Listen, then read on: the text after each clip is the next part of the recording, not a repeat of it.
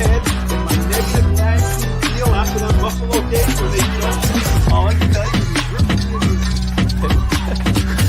is Dolphins number one, baby. Things up, baby. Dolphins Things number up. one.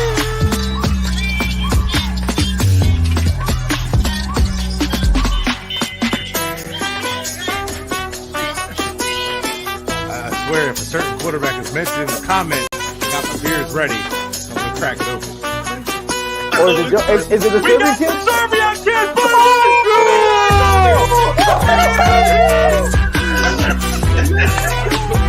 This looks done. Oh my god, it looks fantastic.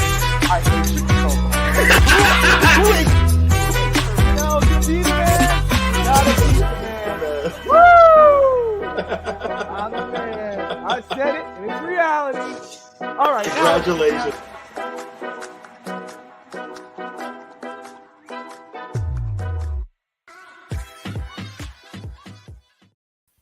What's up, everybody, and welcome to Super Bowl week, and thank you for tuning in to Huddle Up and Wait. And as you see in the snippet, I always have a beer ready. Dave, how are you, my friend? I'm good. I got myself a citrus twist. Oh, going hard tonight, huh? Yeah. Woo. No, it's just an off-brand Sprite because things in the economy are getting so bad I can't even buy Sprite anymore. I got a citrus freaking twist. Well, now, hang on. That's just smart shopping.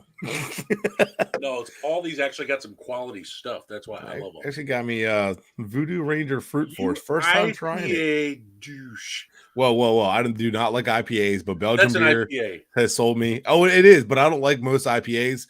But my neighbor got me on this Voodoo Ranger. I had the That's Juice Force, Wingate. the Fruit Force. Oh my god, the Atomic Pumpkin was insane. It was like spicy. I Good. loved it. I'm good. It's good stuff. Plus, it's 9.5% alcohol or something like that. Whatever.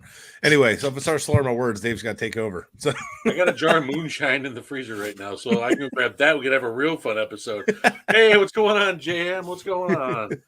So it is Super Bowl week. It feels like this season has flown by as all seasons do. Yes, please smash that like and subscribe button if you haven't. And all the shows on our network, please like, subscribe. So much going on Fence Talk Sports Network. But it is exciting. I was just talking to Chiropractor today, who's an Eagles fan. He's looking forward to this game, and he's always been level-headed talking about it. He's telling me, it's hard to figure out who's going to win. Just recipe for a fun Super Bowl. I really think it's going to be an awesome Super Bowl to watch. I'm so excited to actually sit down and watch this. The best part of not having your team involved in it, this is what I tell myself, is you can just enjoy the game.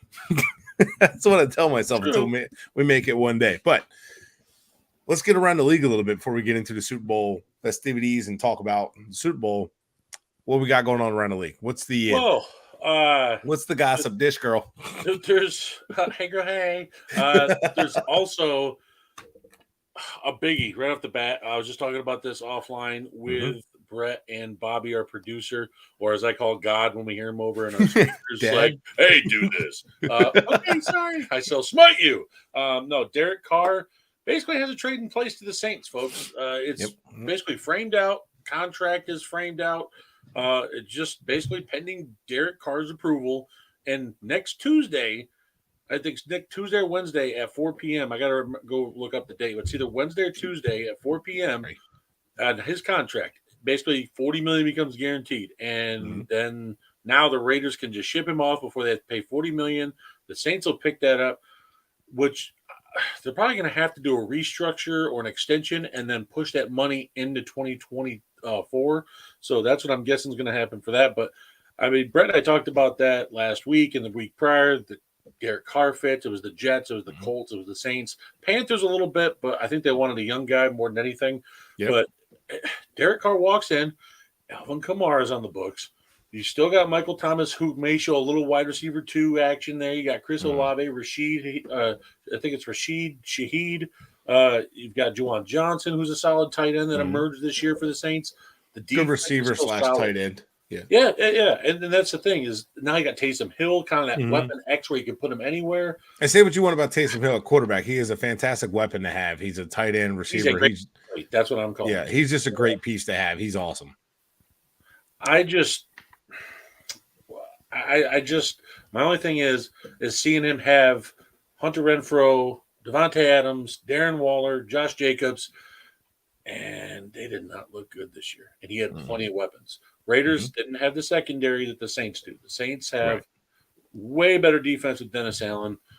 I just think that he's going to have to show them to give him a multi-year deal beyond what he's already got coming from the Raiders with him, because he's always got that ifs and buts with him, where he's basically got those moments where you're like, man, that was a beautiful throw, dropped in the bucket, double coverage, and then the next drive, he'll throw it 15 yards on a slant route and intercept it, and the DB read it the whole way.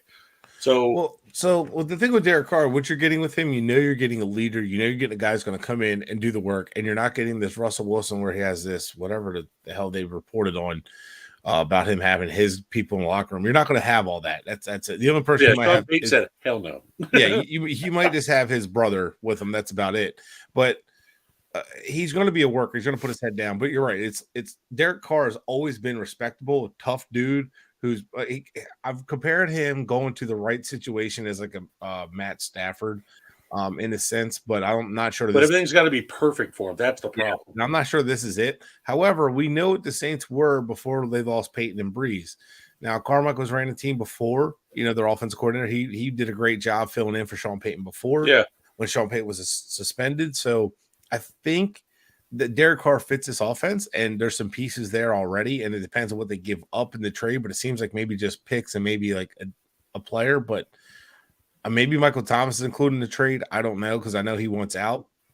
However, I think I really think there's enough weapons on this offense to work. There's plenty, as the same amount as in with the Raiders, but I don't know what went wrong with the Raiders, because Derek Carr looked the worst he's ever looked, and Derek Carr's never looked that terrible.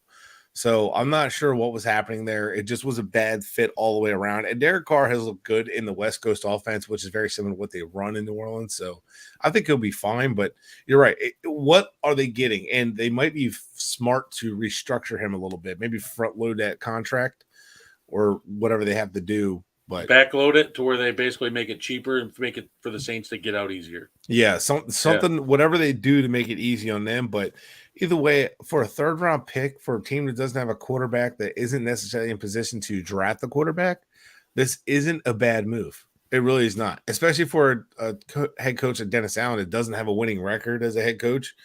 This is not a bad move at all.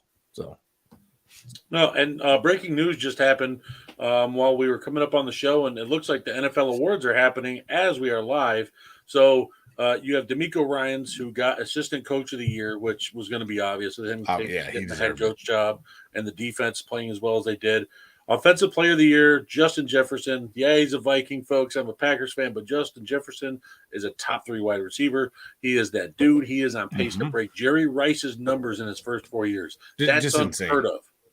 That is, it's unheard of, because when you start talking about guys like Jerry Rice in those early years, you got something. Right.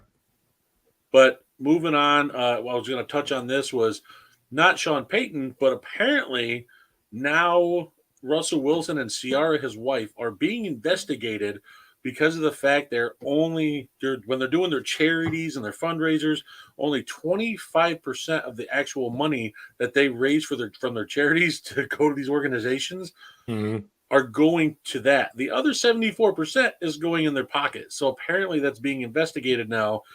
Russell Wilson might be in a little trouble, because if what I've read on it so far, and this came from Dove Kleiman too, on Twitter, who's a known insider. He has connections, so he's not just going to come out and post this with no reason. And one of those guys trying to get like more sources and connections, stuff like that. He's already got it. So, folks, if this is true, Russell Wilson's going to be in a heap load of crap. And the fact that 74% of reported income from these charities are going into his pocket, and these are supposed to be like nonprofit organization that helps raise money for charities, and now he's profiting money. That's fraud. Well, say it ain't so. Oh, Mr. Fake, Mr. Limited. I'm telling you guys, like, I really hate to say this, and so many people probably kill me for this. The The reason I stopped caring about character concerns in the NFL is because all of the personas are as fake as WWE personas. In fact, I think WWE people are probably more real than NFL players at this point. Like I'm not saying all NFL players. I'm just saying, like, especially the owners down. There's a lot of shit that happens behind the scenes that no one talks about. There's a lot of dirtbag stuff that happens. A lot of whatever. I mean, this is why I don't like, oh my God, I feel so bad for this guy. Like, I really don't anymore because of this kind of shit. Like, you don't know Brett Favre. Look what he did with taxpayer money that's supposed to go to welfare recipients. There's news on that. Apparently, he wants to sue Shannon Sharp and Pat McAfee for defamation for him losing $77 million. Dude, that is your own fault. And plus, what are you trying to do? Sue these guys to get the money back that you stole? He's suing them because they talked about it? Because they have a large following? Job. Like, right. You might as well sue every sports network across the country for this. This is a joke, man. Like, Brett, just shut up, go in a cave, live out the rest of your life. This is embarrassing. Just so the viewers know, he's talking about Brett Favre, not me. He loves me too much to tell me to shut up and go in a cave. Brett with 2 T's. How about that? Yeah, he's using an extra T. It's unneeded. See, he's just greedy. He's taking all the T. He's hogging T's for somebody else who needs one. Son of a bitch stole the T's. The son of a bitch stealing money. He needs to go away. Sorry, Bobby God / for swearing on the network. Taking he's down to South End. We'll get through. All right. Okay, another thing to report. Cardinals. Brett, I think they're going to be the worst team in the NFL next year. What? I mean, Brian Flores turned the job down. Not just Brian Flores. A reported 5 NFL coaches had offers from Arizona, and they went somewhere else. Folks, Kyler Murray is a cancer. It's all been connected. He is the cancer in Arizona. I'm sorry if you're a Cardinals fan. I know you just got Monte Austin for it. But Kyler, you guys need to cut bait. Cut bait with Kyler. Eat the dead money. Extend him out another year in his contract or restructure somehow to free up money and just shove him out the door because trade him he somewhere. Does not care. He doesn't care about football. What I'm looking at is like Brian Flores. So we know how minority coaches are in the NFL. I actually just saw a video, which is I want to do more digging on. After 2006, everybody knows we had the first black head coach to win a Super Bowl, and there's 2 in a Super Bowl. So no matter what was going to happen, just like the first time we've had 2 black quarterbacks face each other in the Super Bowl, so no matter what, you're going to have one win a Super Bowl. So it's cool all around. But like eat that, you bunch of racists. There was a decline of minorities as head coaches since then, and that was like the most we had at that point. So it's already hard enough to be a minority head coach, which is why I also believe Brian Flores coached his tail off to win as many games as possible year one to say, I'm not going to be your cut bait guy. You're going to be like, oh crap, we got our head coach. Yep. Even in this tank year, we're good. So I honestly think they would have fired him after he tanked, would have been like the scapegoat. So for him, and so we know opportunities for black head coaches are a little bit more difficult. So they take the chance when they can. They've already seen what happened to Steve Wilkes there. And then Brian Flores is like, no, I don't want it. And then they have multiple other coaches now say they don't want it. So it's like now people are being choosy. So it's like, will Brian Flores get another head coach opportunity? I hope so. But like, I think you will. You just don't know with this league and how things have gone with that. And I'm not saying he shouldn't because he definitely should. But like, I know how it seems the way the league is. Like once you fail once as a head coach as a minority, that's it. Like you're not getting another chance, and they'll use you for the Rooney Rule. But like he turned it down, and I don't think he wants it. Like it seems like a dead end job, and he knows the GM from their time they worked together in New England. So there's something going on there. It's ownership's probably pushing Kyler. It's anytime you have a quarterback that you're up in the air on and you're pushing it, like you fix my quarterback, you're going to start because people are finding when every time someone says, come fix my quarterback, it fails. And it's not very often where you get a Sean McVay who turns the team around. Then he's like, look, I need a quarterback. I can't do this with Jared Goff. This is as far as I can take this team to get a quarterback and look what happens. So it's not that often that situation happens. A lot of times it's like, fix my quarterback. Hey, you didn't fix my quarterback. You're fired. Nobody wants that. It seems like a dead end job. So the Cardinals need to cut bait with Murray or figure it out because Murray seems like a problem. Well, you even see it. He doesn't love football. Like you don't see the drive he needs to have. You don't like he literally had to have film time required in his contract.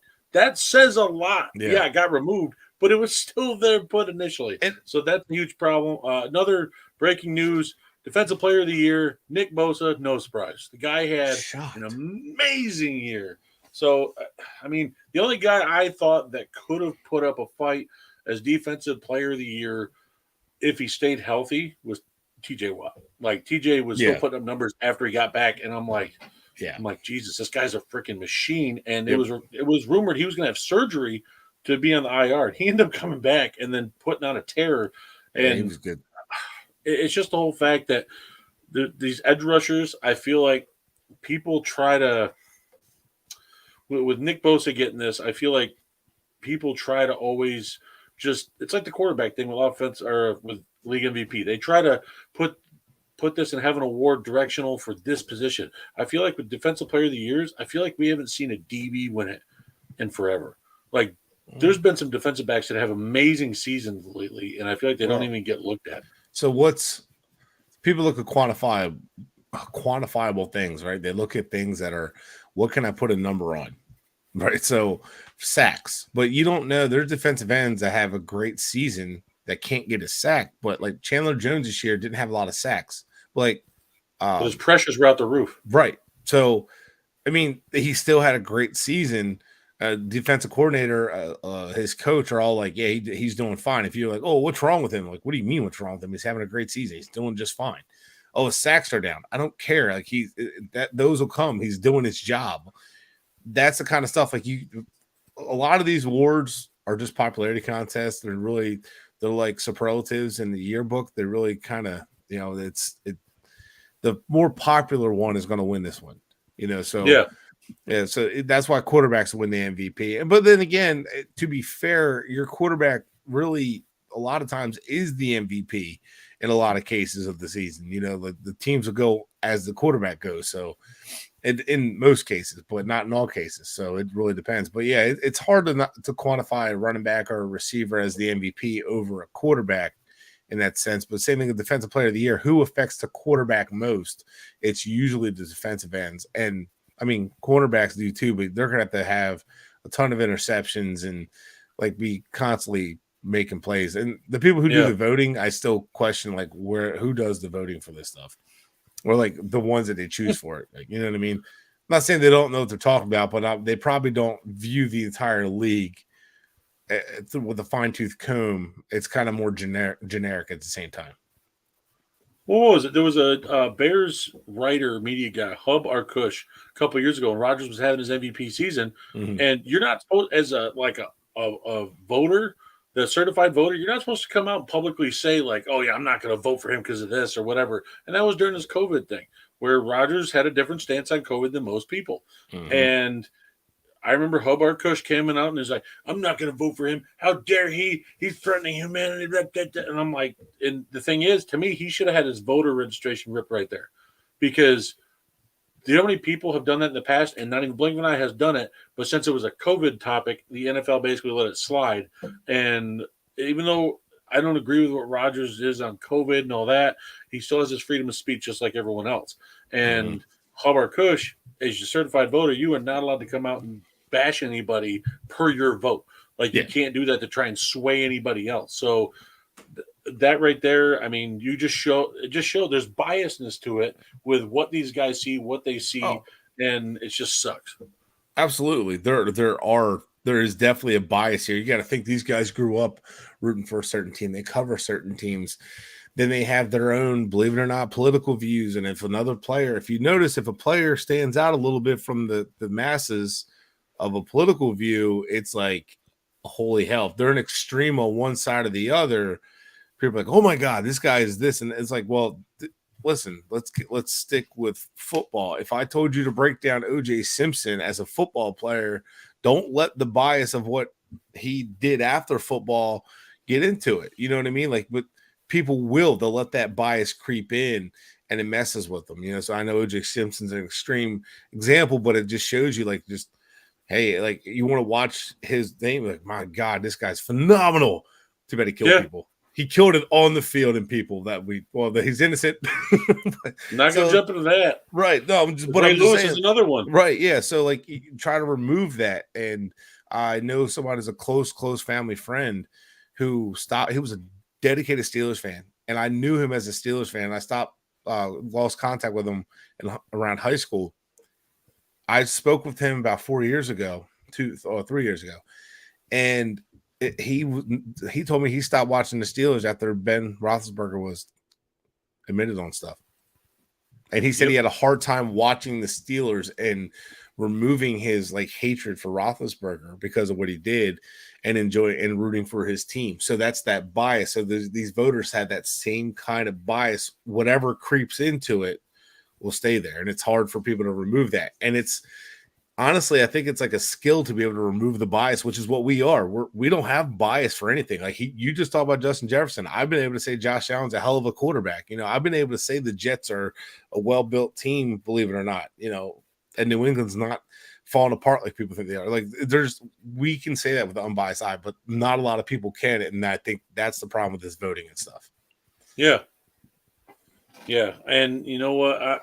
So I got a little tangent there, but you know, no, you're good. I mean, I appreciate that outlook on it because it brings a light to a lot of stuff on what explains this. And that's what I wanted people to see and know is these voters. I feel like there's such a limited amount of voters too, and I feel like there needs to be a little bit more to kind of maybe have it younger, older, so then that way it's not just all these older folks kind of getting their say. It's what we've talked about before. Age group. Yeah, I think it's something we can discuss in a lot of different topics. You know, like the younger people and the older people and trying to mesh it. But if you do all younger people, they'll vote for the flashy or you know what they see. The older people kind of vote like, well, I like the players that are like, well, from my day, they're not this. This is what I expect from a player. With the younger guys, this is what I like. And if you just mix those two, you start seeing what's the game that this young generation's used to, what's the game the older generation's used to, and then just start blending that together.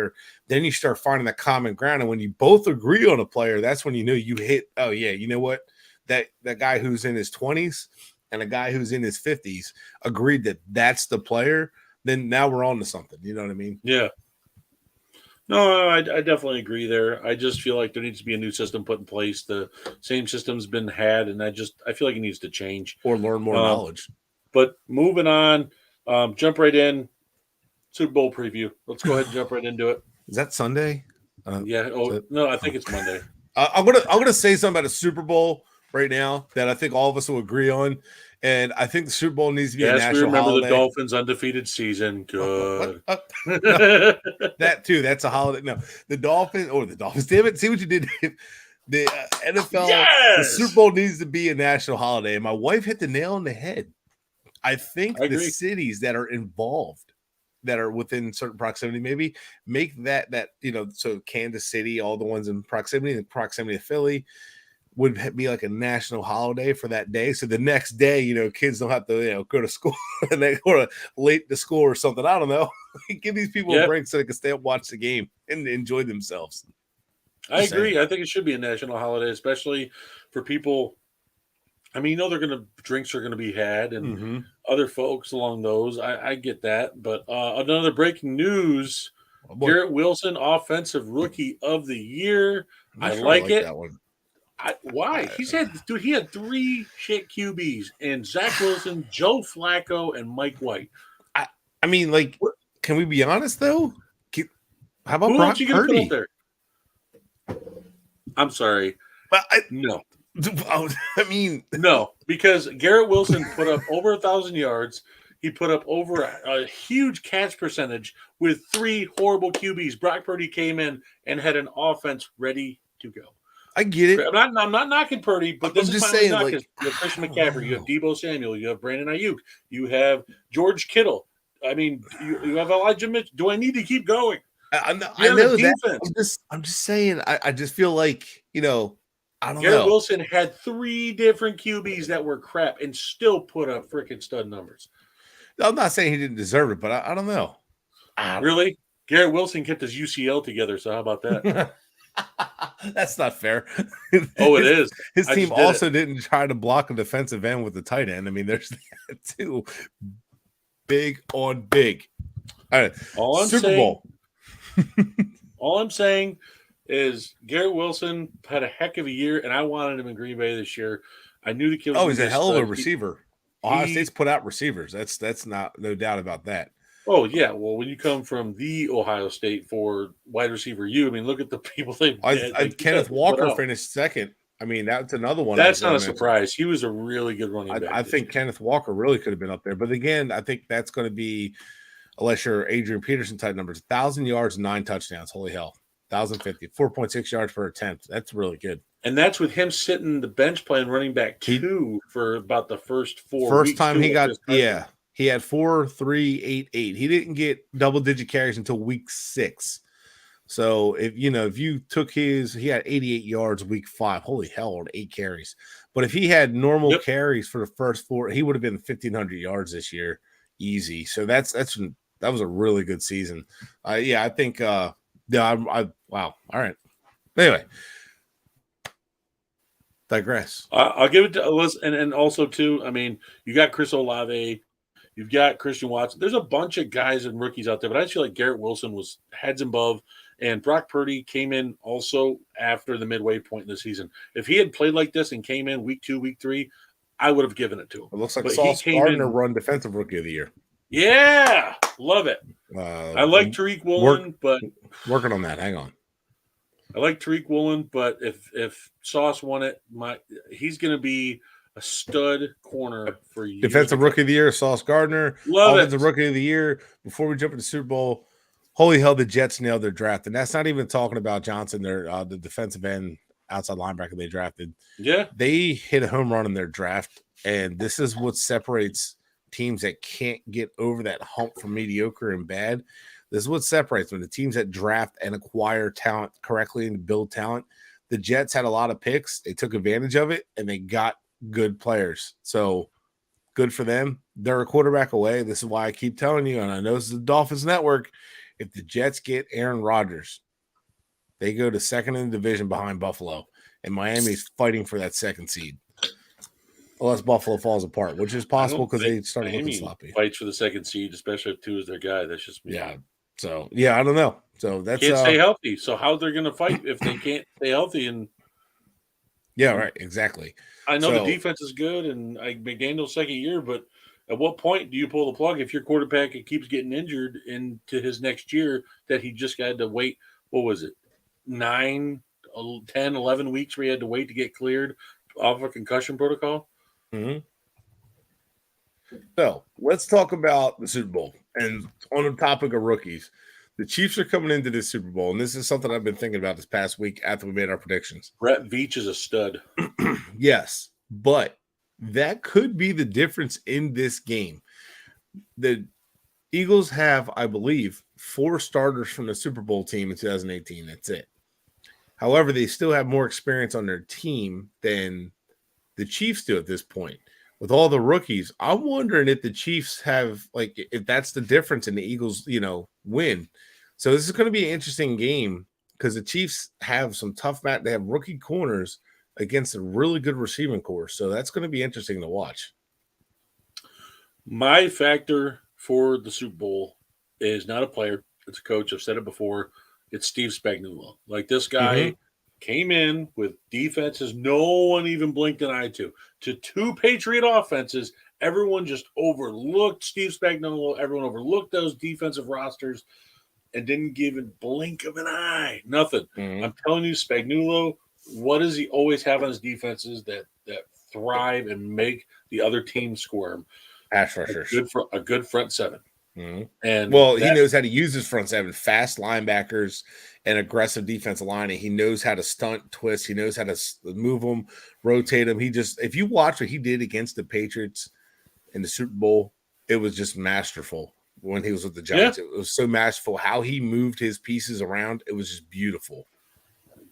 But that's the thing. He took guys that nobody really gave the time of day to. Now, the Chiefs do have Frank Clark and Chris Jones, but there's folks on that team like Godchow and George Karlaftis that no one really knows that's outside of the intense analyst that knows these guys. But I'm talking about the folk. I guarantee if the Chiefs win, people are going to know the names George Karlaftis and Godchow and all these other guys that were unheard of on that defensive line. I mean, but Chris Jones and Frank Clark, if you go back and look at what the Giants defense had when he overcame those wins, was he had a Michael Strahan. He had a Ozzy Umenyiora as your stud edge rushers. And then inside, no one really knew who Fred Robbins was, but they knew who Fred Robbins was after.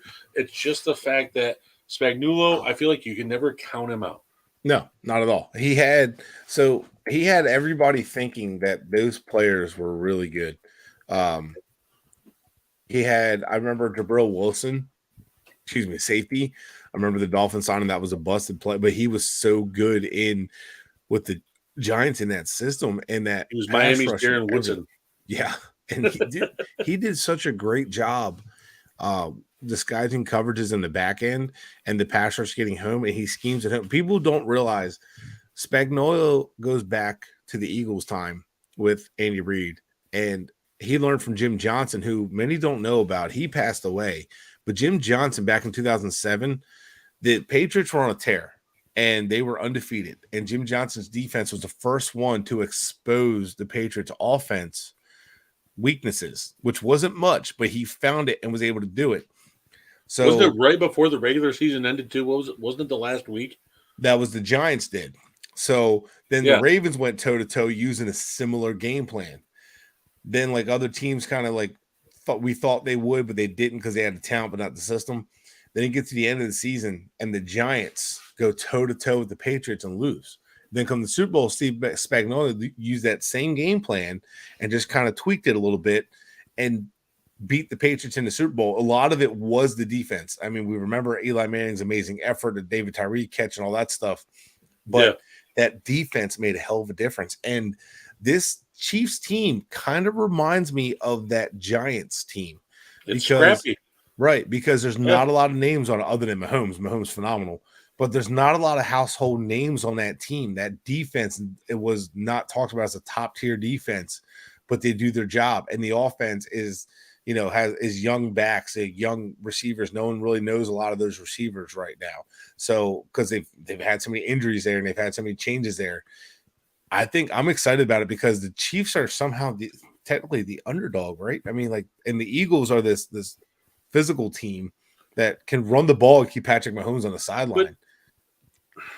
This is my thing: is the Eagles have also had a cupcake walk in the playoffs. Absolutely. Look at who they played in the Giants and these other teams going along in the NFC road. Actually, it's my neighbor Scott Kirk that Bobby just put up on the screen there. It says, how do you feel about Spags wanting a head coach job? I feel like Spagnuolo is always going to be one of those stud coordinators that's going to be really good in that spot. If you put him as a head coach, I just don't see it. I feel like he's a Dick LeBeau. That's what I feel. I feel like he's a Dick LeBeau type coordinator. I just feel the Chiefs, I don't know. I feel like they got this, even though they don't have Tyreek anymore, they clearly shown they have the receivers that can still expose certain DBs. And I'm not saying the Eagles don't have a solid secondary, but they have been caught numerous times this season with their pants pulled down. And deep shots were taken all the way down the field. I mean, we've watched Justin Fields do it with Bears wide receivers, and there were nobodies on the Bears wide receivers this year. Darnell Mooney was dinged up. Like, Velus Jones is the one who caught the deep pass on them, and he's a rookie, and he's like 26 going on 40 years old. I'll tell you what, though, he's a stud, though. He's got Velus Jones is nobody. He's got. I'm telling you, he drops more balls and returners or returning balls. No. But he's got some talent, though. I'm telling you, I watched him in person. So did Darius Hayward-Bay. He had the best basketball hoop ever. The ball just went right through it. Yeah, that's not a comparison. No, Velus Jones is going to retire in 3 years when he turns 29. Yeah, probably. But no, the Chiefs, I feel like that people are overlooking the fact that they get Juju Smith-Schuster back. You get Kadarius Toney back. He's good to go. I mean, those two guys are pretty integral to the Reid offense and what he does. And then you have Kelsey. Like, we talked about it before. How is Kelsey that wide open? He's that good. We all know what he is. He's all pro level tight end. Then the guy just comes out and is standing there 15 yards, no one around him. Mhm. It's like he's got this bubble around him. Like literally, no one can get Well, near it's him. his And I'm ability like, to "What is separate, this?" and it's their ability. So Andy Reid does a really good job of mixing offenses. They like to go with 3 tight end sets a lot, 2 tight end sets a lot. They'll run from it, they'll pass from it. You don't know what they're going to do.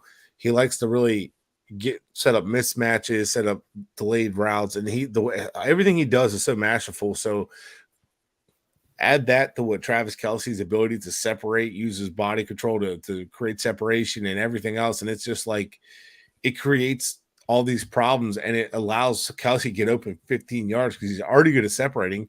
On top of that, Andy Reid puts him in position to make it to have the leverage. Then it's like, well, hell, instead of being 5 yards open, he's 15 yards open. It's just creating problems. And it's just like it's just so masterful watching Andy Reid as the way he works and the way he develops his offense. Well, it's weird because the only team I felt like that could stop Travis Kelce and that connection with Mahomes was the Bengals, and the Chiefs overcame it. So the Eagles, I feel like they have holes in that safety linebacker zone, and I feel like that's where the Chiefs are going to get them. I feel like you're going to get Kelce, you're going to get Gray, you're going to get those guys being able to eat them off the crossing routes. Marquez Valdez-Scantling, I mean, he's shown when he was with the Packers and the championship games he was there, he had a couple deep bombs for 50, 60 yards and showed the speed. He can handle it no problem and beating those safeties.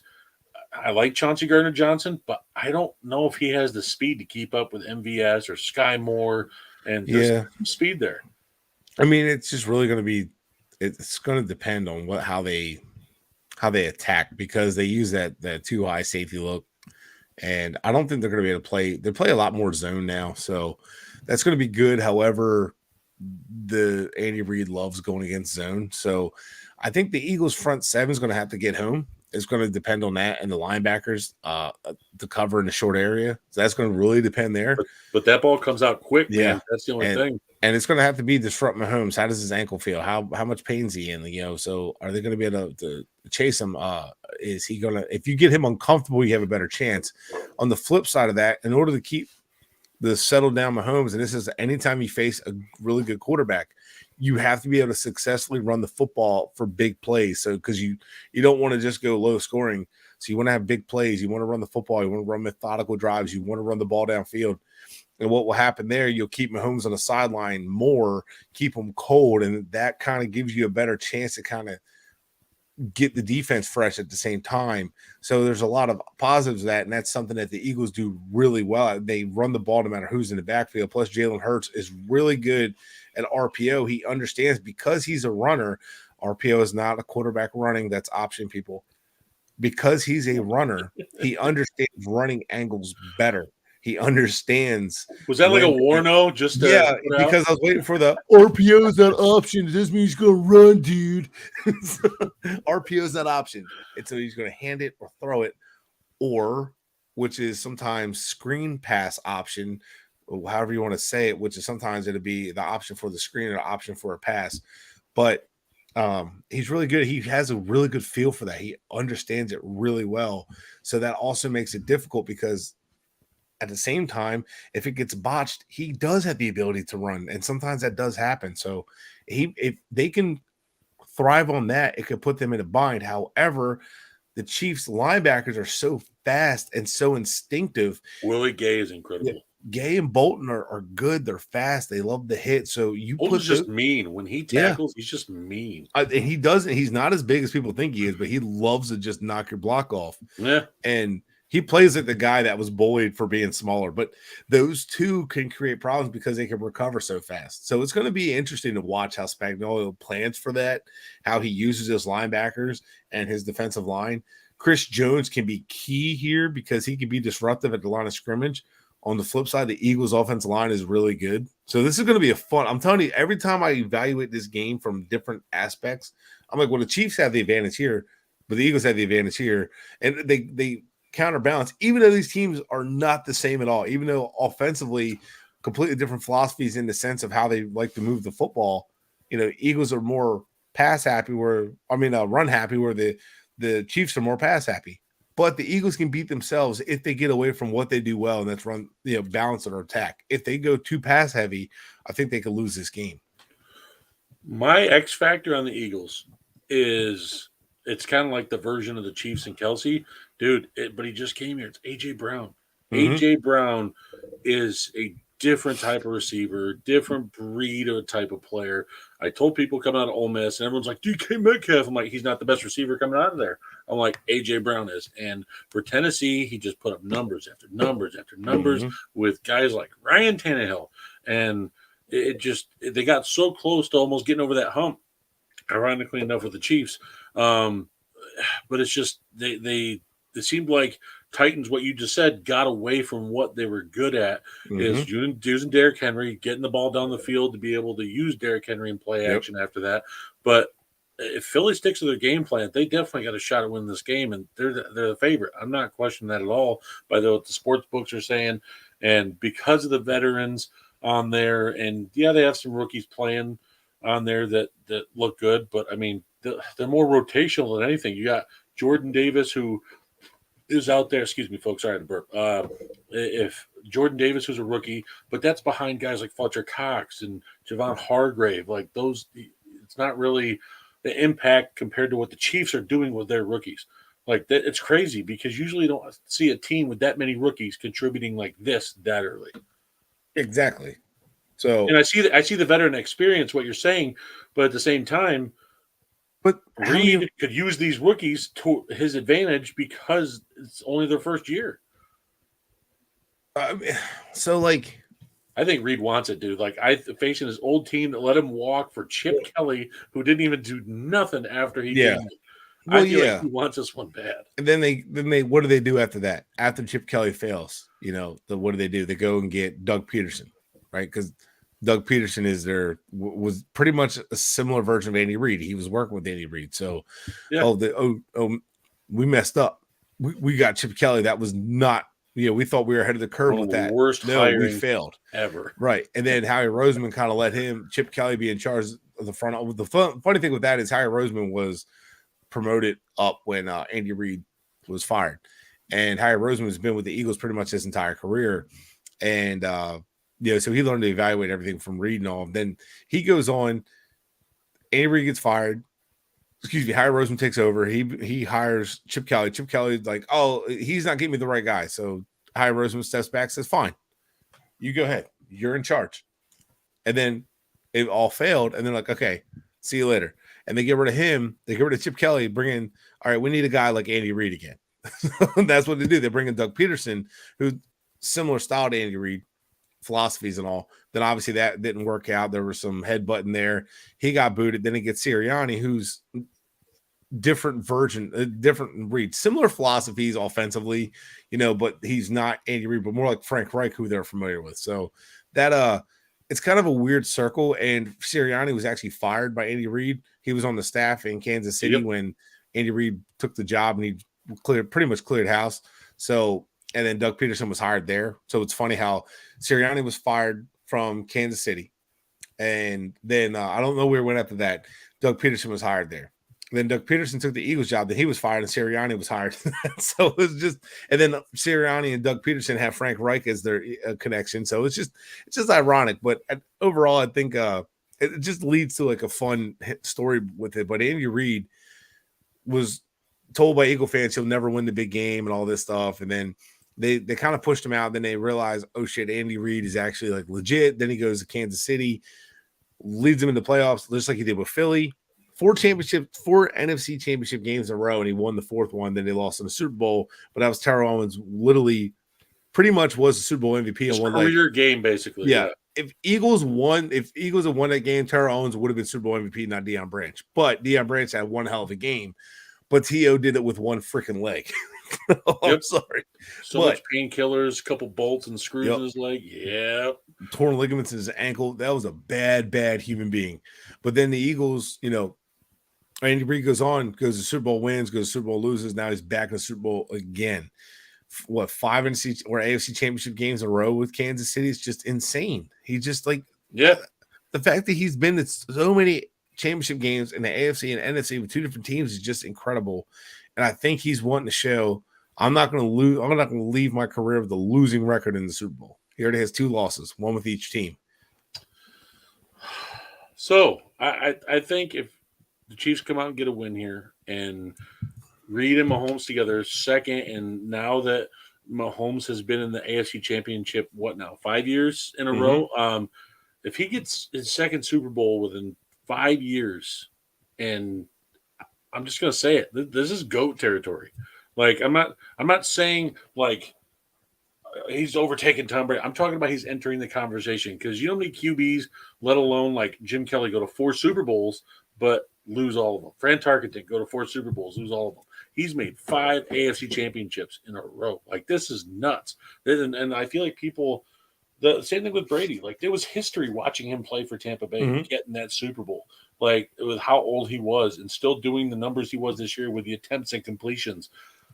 This is history, and I feel like people don't appreciate it. They don't. And it's just like Andy Reid, like maybe because I grew up in the Philadelphia area in the market, but Andy Reid winning a Super Bowl in Kansas City was huge. It was like, you know, not all Philly fans push him out. So in fact, a lot of Philly fans are like, what the hell, dude? But some of them wanted the fresh start and they thought they got it. Then Doug Peterson won a Super Bowl before Andy could. And then the next year, Andy Reid wins the Super Bowl. And then it didn't sting as much for Eagle fans because it was like Andy didn't win one before we could. So it didn't. If Andy Reid won a Super Bowl before the Eagles did, the Eagle fans I think would have been pretty pissed off. But they had won before, and luckily, you know, the world didn't end because I think if that happened, maybe the city of Philadelphia would have ended the world with all the rioting. But you know, it's definitely a lot of history. Like it's people just don't understand how everything is intertwined in all of it somehow. With Andy Reid, weird.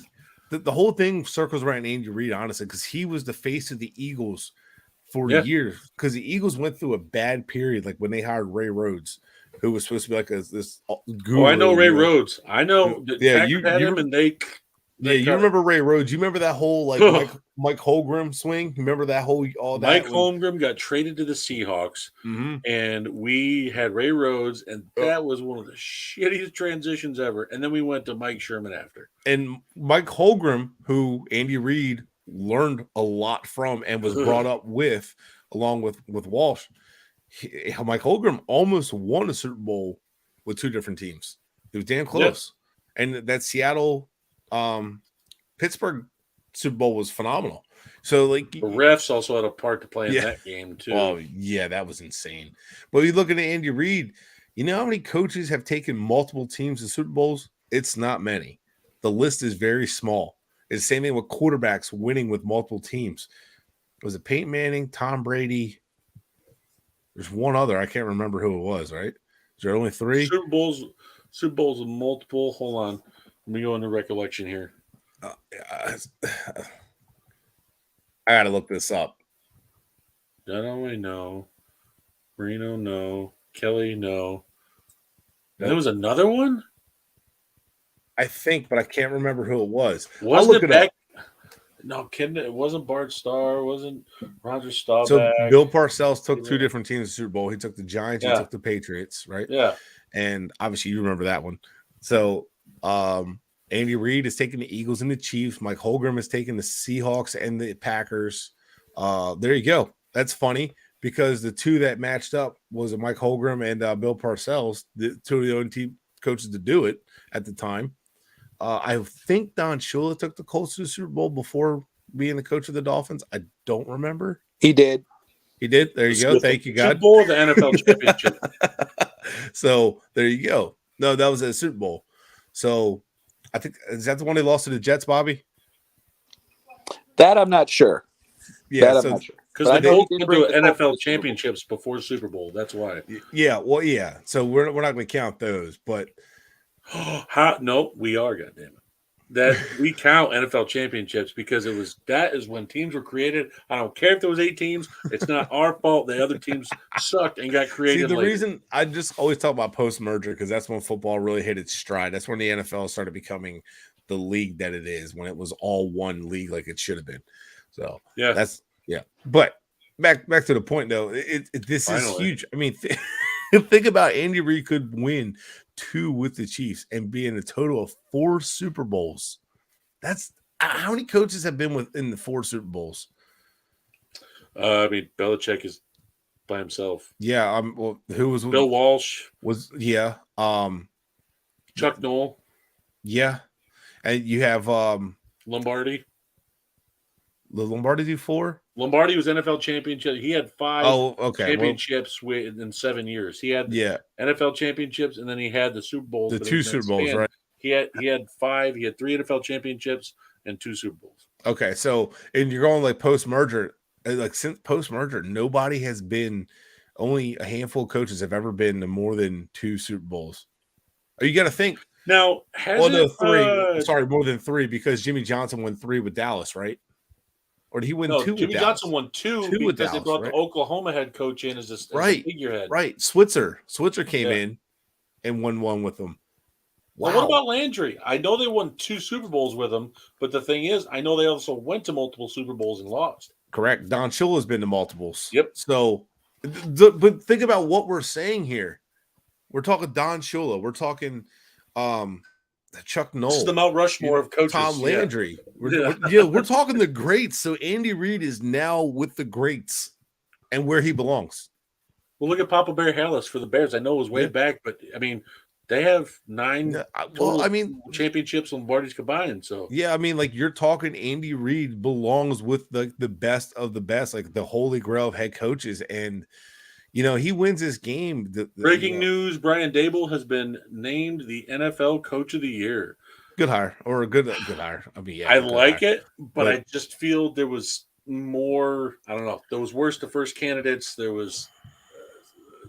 But he won. Kyle Shanahan having 3 QBs going into the season and somehow getting into the NFC Championship, like Doug Peterson, worst to first. I would take Daboll over Peterson because Daboll hit the ground running all season. Yeah, I know it sounds crazy, but I like Peterson turned it around at the end. I still because he's bald and he's got a beard. That's why. No, I think Daboll did a fantastic job because I'll take Trevor Lawrence over Daniel Jones and the nobodies that was on the Giants, like all the injuries they had, all the depleted roster they had.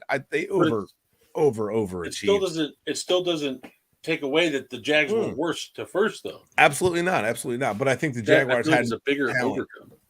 I think the Jaguars were more talented, though. That's what I'm saying. Well, that's not a question, but I just think. But I think they were 1 and 2. I don't Shanahan. I mean, yeah, he did great, but he still had a stacked team. There's some baldism here going on, and I don't like it. Smell it. Take the hat. I'm wearing a hat. Yeah, let's see it. I am a fan of Brian Daboll because I was a fan of him in Miami. I thought he did a great job in offense. There's the bias, but no, I think he's done a great everywhere he's been. Too much tuna on this show. Hang on, wait a minute. This is going to be anti-tuna because he went to Alabama, did a good job, and of course people are like, oh my god, who he also coached. His starting quarterback was Jalen Hurts, who's in the Super Bowl. He then goes to Buffalo, and look at Buffalo's offense without him. It's not the same. Oh, thank you, JM Santos. Marv Levy 0-4. I thought the Bills coach was the same one. I couldn't remember, but so I mean, I thought they made a switch. That's why I didn't say. Yeah. It. So there you go. Like it's one of the only names, and the Marv Levy was a great coach. Don't get me wrong, but like when you're talking these names with Andy Reid, that's just incredible what he's done. And I actually would love to see Andy Reid win another Super Bowl just to cement himself up there. I've said in the past before they lost to the Buccaneers, the Super Bowl win against the 49ers to me cemented Andy Reid as one of the best coaches. And then him going back, even though they lost, I'm like, yeah, he's still good. And then they go back 2 years later, he is already one of the greats. He wins again, and you have to really start talking about him with Bill Belichick as one of the greatest in this era, which you should already anyway. But one of the greatest head coaches in the last 30 years, in my opinion. But I don't know if you put him up there with Belichick yet, because Belichick has literally almost everything. Yeah, appendages filled. Fair. That was from coordinators, head coach. Right. Totally agree. Totally agree. Brady at the same time, but I mean, but didn't Andy win one as an assistant? No, he won 2 of them as a coordinator. Yeah, so I mean, he showed, and that was with Parcells, I believe. So was it? I can't remember. It's been so long ago. It was because there was a picture of Parcells being carried on the shoulders, and then there was. No, I'm not Belichick. I'm talking. I know he won with the Giants. He was a big part of that. Yeah, I'm talking about Andy Reid. Yeah, Andy Reid, I believe, did it with the Packers. Packers or In 49ers, 96. I can't remember. Yeah. I think Because it was he got the Eagles 96. job in what, 98, 99? Yeah, when he went there, I think a year or the same exact 99. year down in McNabb got. Yeah, he was with the drafted. Packers from 92 to 98. Yeah, he had a ring as a coordinator, but I just that's still only 2 rings compared to 8. That's why I feel like No, I totally agree. yeah, the only person you can really look at for those types of coaches are like Chuck Noll and Bill Walsh, because they've got 4 and they hold that weight. I'm not knocking Reed, but and yes, if he does get this win this Sunday, yeah, that's just I honestly I started changing my pick to the Eagles, but the more I talk about it, the more I'm like, I think it's the Chiefs. I'm so back and forth and non-committed, but I already picked the Chiefs. I'm going to stick with it. But this is going to be a fun Super Bowl. I'm going to be dead tired at work, but I'm looking forward to the Super Bowl. It's going to be. What's your prediction? Let's jump into it. I think the Chiefs win this game. So you're flipping? Didn't you pick the Eagles before? I can't remember. I think you picked the Eagles before. I have to go back. I have to go back and watch tape, but I'm picking the Chiefs 31-27. I got the Chiefs. Been riding with this ever since I've seen them beat the Bengals, beating that big nemesis of theirs. And tell you what, I got this underdog scrappy feeling about them. I got this Steve Spagnuolo, don't count him out when everyone else already is, and everyone's saying the offense for the Eagles is just going to run wild. And granted, they might, but Spagnuolo has a history of kind of being that Rocky Balboa to Apollo Creed and catching him when he doesn't expect it. I'm going to go 38-37. Harrison Butker puts up I like it. A game-winning field goal, but not just from any length, a 55-yard field goal. So I want to say this. I remember the Colts Bears Super Bowl from 06. The Bears had that phenomenal defense, the really good run game. You know, the offense was complementary to the defense, but it just wasn't enough. Peyton Manning picked the defense apart. It was a hell of a Super Bowl. It was a fun Super Bowl. Devin Hester had that magic return. So I'm not comparing Jalen Hurts to Rex Grossman. Please do not take that there. He's doing it. He's doing the Eagles thing. However, it is similar in that sense. That same year, they talked about the Colts defense wasn't good enough. They shut down Larry Johnson. I told you on last show, the Chiefs kind of reminded me of that, where everybody's like, well, that defense really not good enough, blah, blah, blah. And all we saw all playoffs was the Chiefs defense showing up being dominant. And then they go and show up against a good Bengals offense and just kind of bring them back down to earth. So I think it's the Spagnuolo factor, you know, like just sticking to their guns, just taking that next step and next level. Now the Colts had a little bit more talented receivers then, because they had Reggie Wayne and Marvin Harrison, Dallas Clark, where this team has Travis Kelce, but they have talent receiver and running back.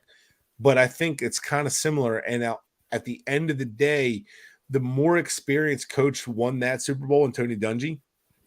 Not that he's that much more experienced than Lovey, but he had a little bit more experience. They knew each other well. Andy Reid knows Sirianni well enough. He knows his system well enough because he knows Frank Reich. He knows Doug Peterson, you know, with that whole tie and how that ties in. I think Andy Reid will do just fine. And I think it comes down to the veteran coaches over the lesser experienced coaches. So I'm going to say, and no, Jalen Hurts does not suck at quarterback. So let's see the comment of Bears quarterback suck. It's not, I'm not saying Jalen Hurts sucks. I just mean, I don't think Jalen Hurts is as explosive a quarterback as Mahomes, which is not a shocking thing to say. But I think they offer different stuff. I mean, Jalen Hurts is the type of quarterback that can go off for 150 yards on the ground. I watched it against my own Packers. He went off for 170 throwing, 150 rushing, 300 total yards. He just offers it. But the thing is, he's also not built like a twig, which is able to help him be more durable, because guys like Lamar Jackson getting hurt because he's too damn fragile and tiny. And he has the flexibility, but he doesn't know how to protect himself. And Hurts is also squatting like something stupid, like 600. It's like a fullback. It's like a freaking offensive, defensive lineman. He's up there, and they showed him at Alabama squatting, and I'm like, oh my god! The only person I've ever seen good. At the same time, he did hurt his shoulder. Keep that in mind. I mean, he hurt his shoulder, but that's been a minute now since Chicago. I know, but I'm saying like wear and tear. wear and tear on a hit, taking the hits. Eventually, it's going to start like coming into play. You know what I mean? That's the only reason I bring it up. That's the only that doesn't matter what you're made of. If you're running and you're lowering that shoulder and you're constantly taking hits on that throwing shoulder, that's where it starts to get beat. Mahomes wasn't running and he got his ankle rolled up. No, that's true. I'm not saying that. I'm just saying that's where it comes into play. So, but I just think he's built more, even though the wear and tear. Like when you go look at other QBs, like Justin Fields, he got hurt, and yeah, he's 6'3", but he's not. I don't know. I don't feel like he's as built as Jalen Hurts' lower body is, and Jalen Hurts is stacked. He's built. He also knows how to slide too. Like that's the thing is what I've noticed. A lot of other QBs that want to do this running, like Josh Allen, yeah, he's 6'6", 250, but I've seen him get knocked around because he tries to go forward and dive. I mean, he runs up high too. Well, yeah, he doesn't. You get linebackers and DBs that just want to like. All right, you want to throw shoulders? You have to pick.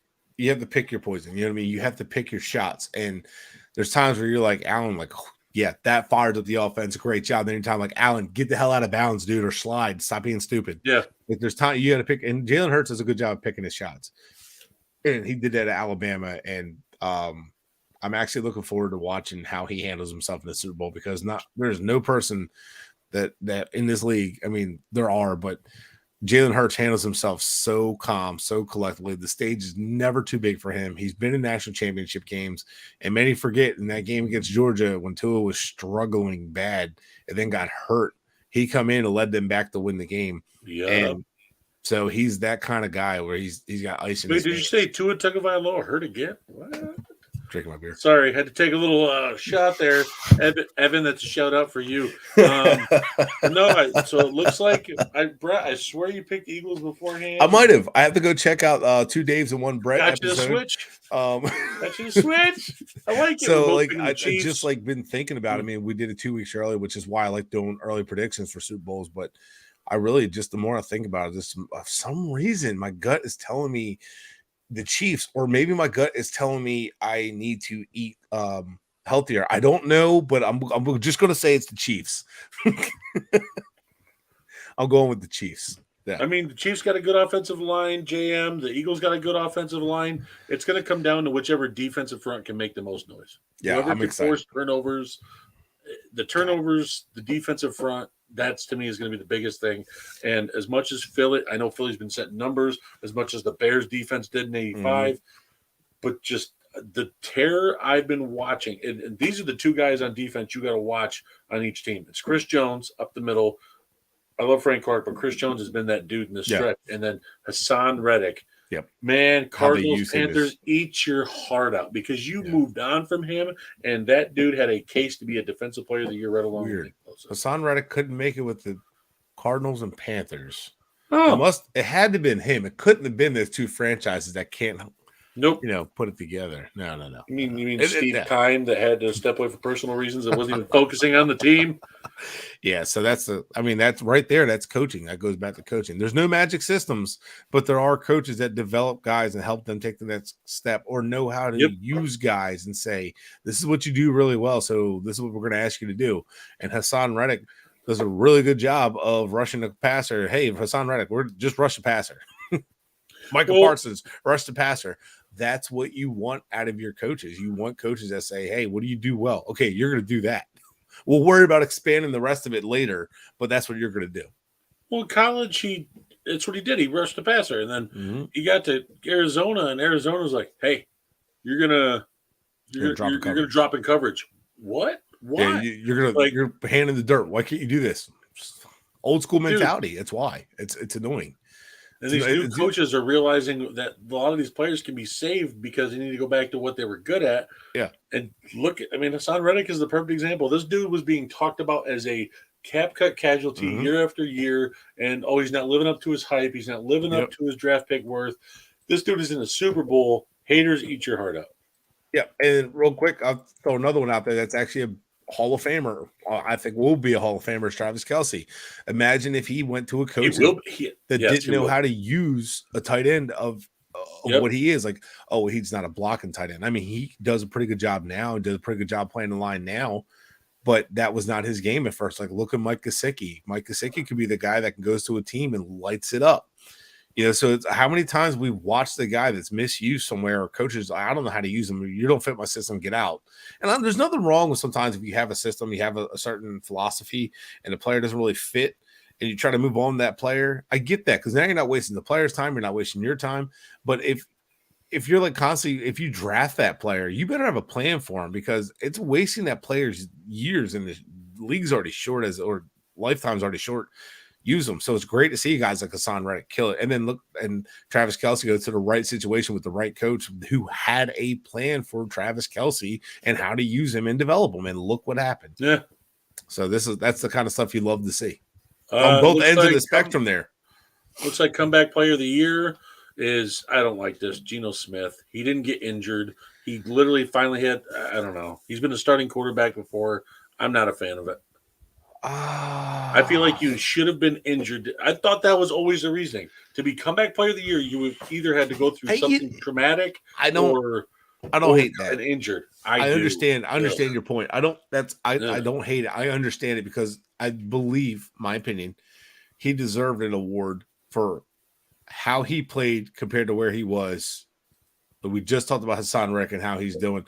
I think Hassan's not getting an award for it. But you know what? Maybe they need to develop an award that isn't comeback player, that rewards players like that, where they have like that comeback story. You know what I mean? I feel like Geno's play is going to fall off a cliff next year. Probably, but it didn't this year. It's this year's award. You know so what I mean? He was a one-hit wonder. Okay. I mean, comeback player, whatever, man. Comeback players, it was meant for comeback off of injuries and come back. Well, get out of here! Hater of the year, Dave State. Who would you? You dang right. I am a hater of Geno Smith. He's overrated. He's gonna have a bad year next year. Bye. You dang right. Who would have been your guy? Huh? Who would have been your guy? My guy? How about Christian McCaffrey from the year prior? Oh, there you go. Okay. How about freaking him being actually injured and not playing the rest of the year last year, and then coming back? Yeah, he was actually having a pretty good year with the Panthers, and he got traded. But what did he do? He elevated the 49ers offense to a whole new another level, and then freaking had him in the NFC Championship game. Geno, I finally played good football like I was expected to. Get out of here. We can't talk about Hassan Reddick and everything that he's overcome to not talk about Geno Smith. I can. I mean, give him his flowers. He had a heck of a year. I mean, give him. I said he had a good year, but what I'm saying is he doesn't deserve a comeback player of the year award that's meant for a person. Just because Chad Pennington made it popular 4 times for getting hurt and coming back. The only man I've ever seen tore four rotator cuffs in his shoulder. I still love Chad Pennington. I still respect the shit out of that guy. He just threw a 10-yard pass because that's all he could do.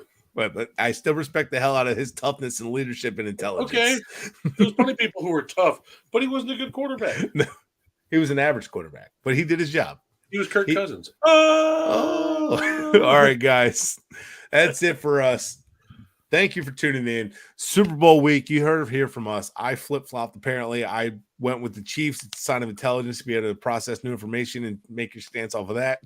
That's what I tell myself. He went to his Philly roots, folks, and he was like, I'm going to pick Sirianni. Oh, no.